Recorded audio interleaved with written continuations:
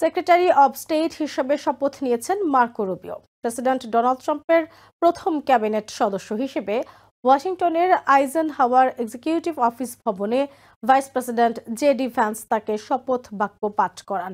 শপথ নিয়েই রুবিও জোর দিয়ে বলেছেন, ট্রাম্পের অধীনে আমেরিকার পররাষ্ট্রনীতি শুধু দেশের প্রয়োজনকেই অগ্রাধিকার দেবে।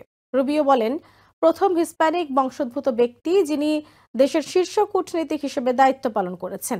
এর আগে সেনেট সর্বসম্মতিক্রমে রুবিওকে ক্যাবিনেট সদস্য হিসেবে অনুমোদন দেয়। রুবিও চায়নার কঠোর সমালোচক এবং ইসরায়েলের দৃঢ় সমর্থক হিসেবে পরিচিত।